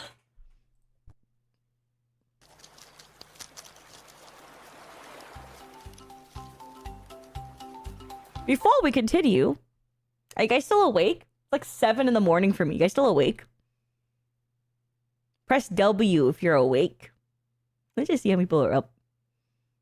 How alive are we? We're doing pretty good? Yeah, just all cozy and watching? Just cozy? I see. I'm just checking. All just comfy and watching. That's fine. Just checking in. I want to see how many guys actually fell asleep while watching. Oh, alright. The EU buff. The supermoon. It's tonight. There's a renewed energy as people scuttle around the area, doing everything they can to prep the ship for the big event. The excavator crew, over the course of the week, has expanded to a team of 11. Working double, sometimes triple shifts with only 3 hours a day for sleep. Together with the 2 dredgers, they have moved 30,000 cubic meters of sand and soil. For comparison, this is 1 cubic meter, and this is 30,000 cubic meters. And here is what it looks like next to the Ever Given. That's a lot of sand. Subway sandwich for scale. And it's borne some results. Overnight, they managed to free the rudder from the left bank. Whoa! And that's a big deal, because this rudder was acting as a bit of an anchor in the sand. Now we free, got Schmoopy, the stern baby! bobs around with the motion of the water. Great stuff. Meanwhile, the crew is doing everything it can to lighten the weight of the ship. That includes making a second plea for the ballast water to be ejected. Oh, please, the Smith guy's already tinkled in there. We just can't do it. It would destroy the ecosystem of Egypt. Please, please, please, please, please, please, please, please, please, please, please, please, please, please, please, please, please, please, please. All right. Biodiversity. Let 1,000 algae bloom. Nice work. That'll make the ship 9,000 tons lighter, Kenthy. The water's so bright, I can barely see it coming out of the ship. Here, take these. Oh. No. I don't deserve them. Oh, damn. Sunglasses are for people who redeem themselves. That's not me. Hold on to them, just in case. Into the evening, the pace keeps up. Your moment will come. Your moment will We see come. Abdullah excavating away. But really, he's thinking about the moon. Rabbi. I love Abdullah. He's busy taking video OG, calls. digging up. But he finds himself distracted with thoughts of the moon. Even Mr. Kaisha. Is there anything in this world that doesn't remind me of her? More breaking news from the Suez Canal problem. Oh, hi, Ever Nana. Giver is stuck in the Suez Canal still. It's been almost a week. A tugboat should be able to move Ever Giver's big ass. This is Nana Star, Nana Star's news channel. Honey, does she not know that the tugboats are already trying? Nana? Nana, all right, honey. You know what? Good job, Nana. Good job. Day 6. Supermoon heareth. Day 7, I mean. Ooh. The full moon shone brightly that night, kissing the nape of the canal's neck with its Gravity lips. Full tongue. The canal liked it. And spoiling the romance of the moment is a big fleet of tugboats, watching on voyeuristically. They are 17 in total, with just a bit over 1,600 tons of bollard pull. And here's how they're arranged around the Ever Given. Of the four most powerful tugs, 2 go at the front and 2 go at the back. They'll be pulling. Another 6 tugs are put on the flanks. 2 over here, 4 over here. They'll be pushing. Yep. The remaining tugs Makes sense. are fueled and ready on the sidelines, waiting for their chance to sub in. Positioned like this, when the word is given, all these ships are going to try and turn the Ever Given anti-clockwise. Looks great, guys! Do you think that this is gonna... I believe in the supermoon. This had better work. The guy with the ruler down by the shoreline yells out, "The tide has hit its peak!" El Sayed commands over the radio. Start main engines. Tension on.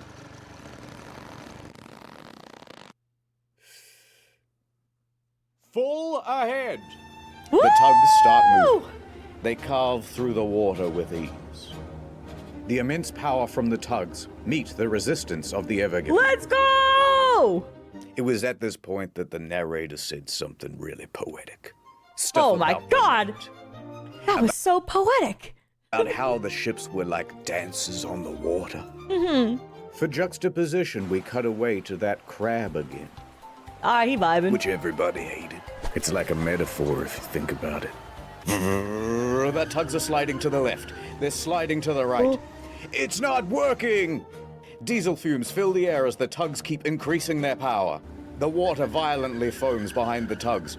Everyone is staring at the back of that ship. Oh my God, it's too fat. Come on. Move. Move your dumpy. This goes on for minutes. More minutes. Even more minutes. An hour. 2. 4 hours. No. By 4:30 a.m., the moon's power is starting to wane, and there is very little progress. Don't give up. The tide only goes down so that we can rise once again. Okay, Your beautiful. moon gambit Beautiful. has cost Egypt dearly, El Sayed. Guards, prepare the sarcophagus with the beetles, like in the... What the hell is that?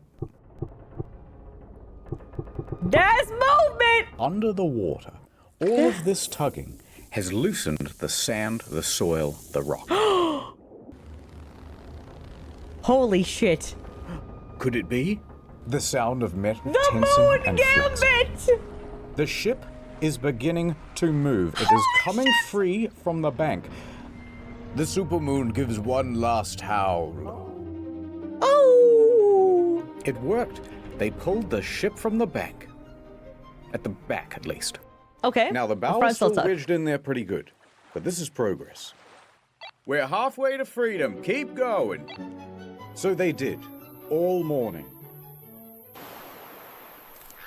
Oh. Oh, dang. Oh, no. Oh, dang. Oh, he fighting back. 7:30 a.m. The sun is rising. The tugs have been pulling all night. But the most difficult task, freeing the bow of the ship, remains beyond them. Mm-hmm. Well, I guess even the moon has its limits. I don't want to hear it, El Sayed. It wasn't enough. That bow is still stuck. No, Mr. President. They're not saying that the bow is still stuck. They're saying, take a bow. And then something else that rhymes with stuck. Yes. I gotta go. And good luck. They were loading up the missiles for Plan B, as the guys on social media suggested. I lied about the crane thing. This was always the plan, says the Smith guys. You know what, Kenthville? I agree. They should just blow us up. What? My career is over now, too. You're the guy who blocked the canal, and I'm the guy who couldn't get it cleared. We've brought instability to the Middle East. Oh, shit. But enough, Canterville. But it's already unstable. I raised your hopes with moon-based promises. But look at the tide. It's low. Low tide. And yet, I am lower still. I mean, maybe with the low tide, we can start digging out the front more so that when it becomes high tide again, we can start pulling. I don't know. Maybe. Canthaville looks Anybody? pensively No? out the window. All right. I'll just keep crying. And it was at that moment that he had his character arc. He realized the that he sunglasses was are coming. the captain. And the captain is always in charge. Shut up, El Said. We shall continue, regardless of the tide. Is that not the Egyptian way? Don't you remember the story, El Said? That every young Egyptian kid is told about the human pyramid? No. Where there's one guy at the bottom who gives up and we all fall down? Heck, it ain't a triangle if you don't try. Damn we right. need to be strong. Damn right. Together. Yes. Like a pyramid. Like a pyramid. It's what Giza would have wanted. You're right, damn it. Thank you, Canthaville. That's the most inspirational speech I've ever heard in my life. I'll never lose my faith again. And even though you're kind of the worst captain I've ever seen, you're still the best friend. Oh, cinema. Pure, true cinema at its finest. So they pressed on all morning, enthusiastically and vigorously tugging away, Yeah. beating off the fatigue, but to no progress. Okay, everyone, take a break. Copy. We'll have lunch and pick up again in a couple of hours. Sounds good. Then suddenly, one of the Smith guys comes busting into the room. I've got an idea. Everybody turns and looks at the Smith guy. All right, well, sorry about the boring diagram, but take a look at this. Remember how we emptied the ballast tanks before? Yeah, of course. Well, now that the ship is half floating, what if we refilled the ones at the back, on this part of the diagram, where the ship is almost floating? That way, it will sink lower here and allow the bow elevate to the sit front. up even higher on the bank. Canthaville gives El Said a knowing nod. I got this. I know a guy who owes me a favor. Please, please, please, please, please, please, please, please, please, please, please, please. A few hours later, the ballast tanks were filled. And it worked. The bow lifted ever so slightly. It's working, it's working. And it gets better. It's now 2 p.m., and that means high tide. Guys, I've got another technical issue. All right, what is it? It's easier if I show you with a drone. Oh, shit. Hold on, let me try again. That scared me. That scared me. All right, you can see the ship is lodged at the front. Oh my god, it's a The Subway guys are sandwich. pulling, but it ain't budging. However, a lot of force is building up here. And what if it were to break free? The sudden release could propel the ship straight across the water with a hell of a lot of momentum. It could span the entire canal and land on the opposite bank, only to run aground again. Worse still, it could pin these small Oh my tugs god, in the its way. sandwich. Oh. Dangerous. To solve this problem, they did a bit of a safety briefing, and they got some rope. 4 ropes, actually, tying the bow of the ship to somewhere on the land. I am from YouTube. What's The up? lines look great, guys. With the contingency in place, the tugs start up again. And about an hour later, at 3:05 p.m., My god. movement. Movement! We've got bow movement, began gamers! We've got movement! Oh, Okay, that's yes! definitely moving. This is it. We are It's moving, working. schmoving The now. ship made a big noise as it accelerated from the bank. And at first, excitement and relief. The bow was coming free. But uh-oh. Remember that concern about the overswing? Oh! Well, it's happening. Oh, shit. Okay, the only source we found for this part of the story was Bloomberg, but they said that it happened and we wanted to build it. So this recreation is how we imagine it went. The Okay. 4 support ropes take strain. Then, snap, one of them breaks. Do you think it's going to hold? I think it's going to hold. Move those tugs out of the way. Snap, another rope breaks. Oh, damn. Captain El Said, it's going to hold. Get your tug out of the way, but it's going to hold. Okay. Snap. A 3rd rope breaks. Get out of the way! Get out of the way! A single strand is the only thing holding this ship from swinging all the way to the other bank and being stuck forever. Without even realizing, Canterville grabs Al Said's hand and squeezes it tight. Oh, so lovingly. It's gonna hold. You're a madman, Canterville. Mad passionate about this canal, and I ain't afraid of nothing. He put on He his said very sunglasses. cold-backedly. Oh The my engine god! shut off. His All that redemption. can be heard is the squeak of tightening rope and the scream of torsioning metal. Sacre bleu, said Abdullah, but it is slowing down. It comes to a halt.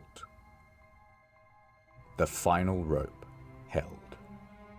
Holy They really did it. And the Ever Given rested easy in the middle of the canal. Al Said turns to Canterville. Power up the engines. Let's get your ship moving again. I'm on it, says Canterville.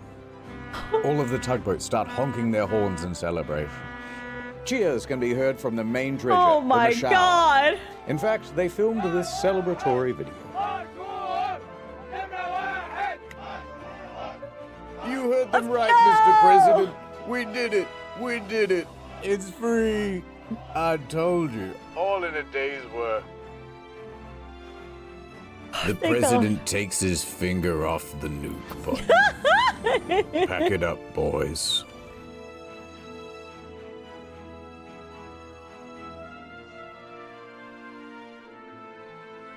I can't God believe damn. all that digging really must have made a difference.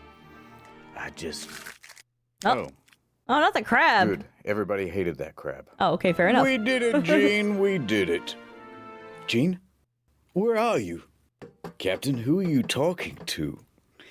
Gene. Captain, there's no Gene on board. Wait a minute. Oh my god.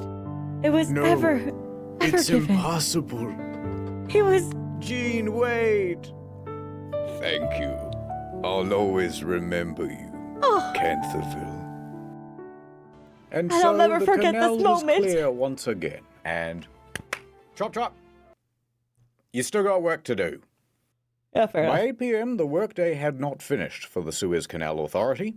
There's still a backlog of 400 ships waiting to go through. Oh the my canal. god, yeah. So Rabbi stands in front of microphones and says, "The canal will be operating around the clock until the queue is cleared."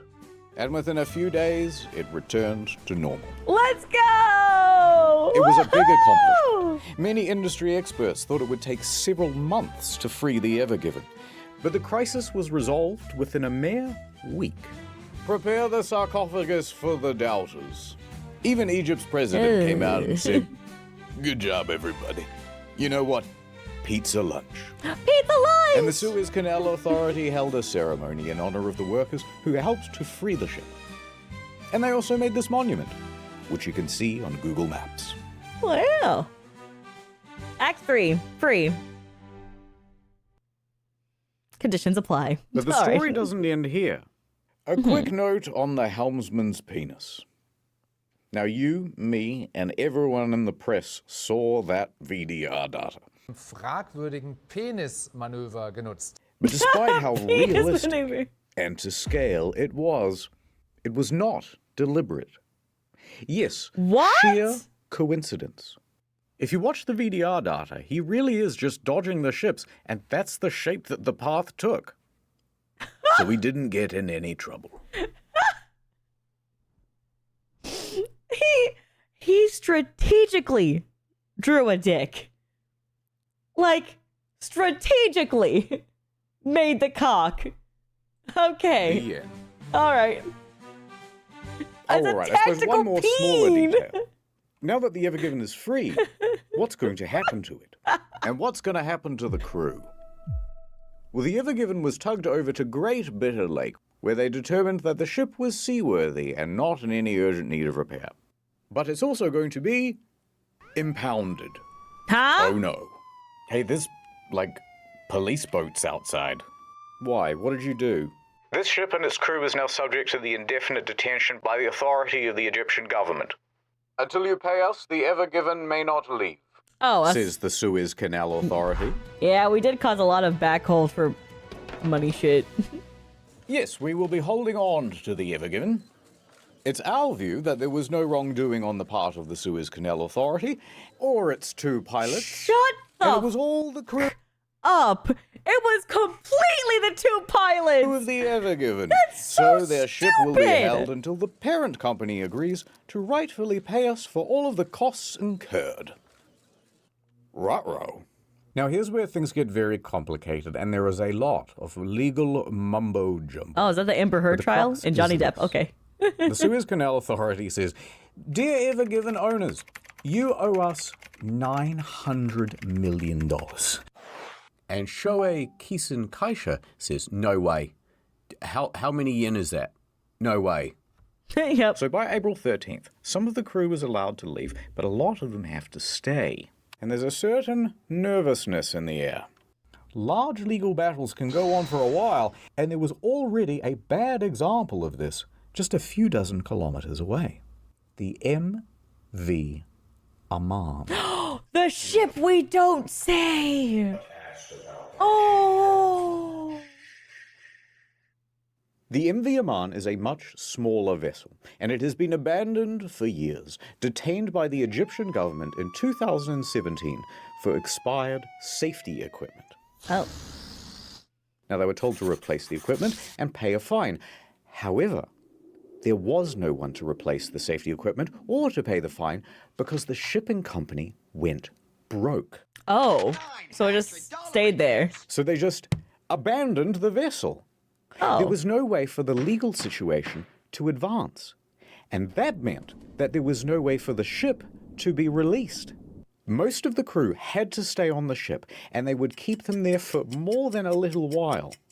13 months before a judge finally decided, all right, look, just leave the keys with one guy. We'll call him the custodian, and everybody else can go home. Now, that custodian was a Syrian man named Muhammad Aisha. Look, he's holding the keys. He's holding the keys. You have to stay on the ship now. Everybody else got to leave, but he had to stay. That's so On sad. top of the 13 months he'd already been there, he spent the next 3 years aboard the ship. What the Quickly, the ship ran out of fuel, which meant it ran out of power, which meant it ran out of running water. No refrigeration either. Food ran out. Every few days, Mr. Aisha would be allowed to swim onto the shore to get food, water, charge his phone, but he was only permitted for about 2 hours until they would tell him to scoot. What the fuck, man? Would this be the same fate for the Ever Given crew? That's so bullshit. They did not know. But we do, so let me tell you. A few more weeks passed, and the negotiations continued. I feel so bad you for guys that guy. had those two bickering pilots. Yeah, but the captain's always in charge. Sorry, who didn't arrange for tugboats while we were going through the canal? Oh, good that comms. was you Yep. guys. Yep. I'm going to put 20,000 containers on one of the largest ships in the world and go double the speed limit, then complain about tugboats. But eventually, they all got together in a big room. Good. And they went, I'm sorry about all those things I said and those emails I sent. I didn't mean it. I was tough on you as well. They embraced. Oh, good. They made amends. They made love. Oh, and they agreed, all right, you can keep Disclaimer, using they the did not canal, make love. but sometimes we get to go fishing on the boat. That's fair. That's tough, but that's fair. They shook on it. It was an Egyptian handshake. They do the thing with the elbow.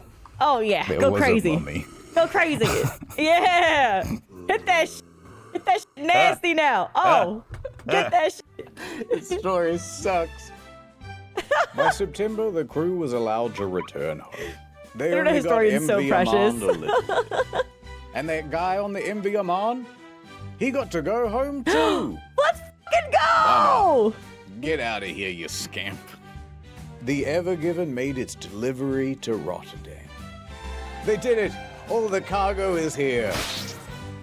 Although, it wouldn't hurt to check. 1, 2, 3, 4, 5, 6, 7, 8, 9, 10, 11. Campbell continued his career in shipping.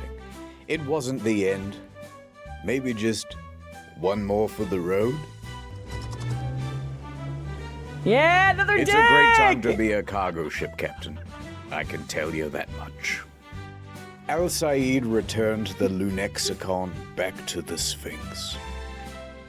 Thank you, old friend. And the Ever Given had some minor repairs done to the bow over in Qingdao Port in China. And then she was ready to set sail again. Nice. Wow, that's such a nice ending. Hell yeah. The Ever Given was released back into the wild. It sailed into Bro, this is as long as one of my movie reactions. Ever since then, Holy global smokes. trade has improved. Prices have gone down. Oh god, EB The Games. economy flourished once again. R.I.P. dude. That's in Canada. It's bad. Supermarkets. It's suffering. Clutched their babes. A litter of puppies. Hey, baby! And peace was finally restored to the Middle East. Forever. The end.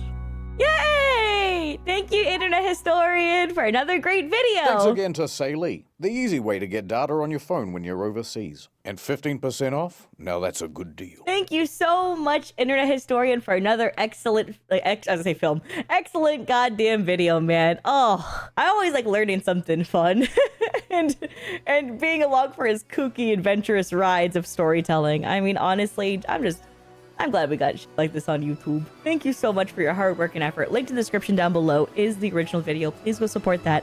Leave a like and a comment on it. And hey, while you're here, if you get all the way to the end, subscribe here too. I upload 2 videos every single day, from gameplay to reactions to whatever I feel like. We'll catch you guys later. Bye!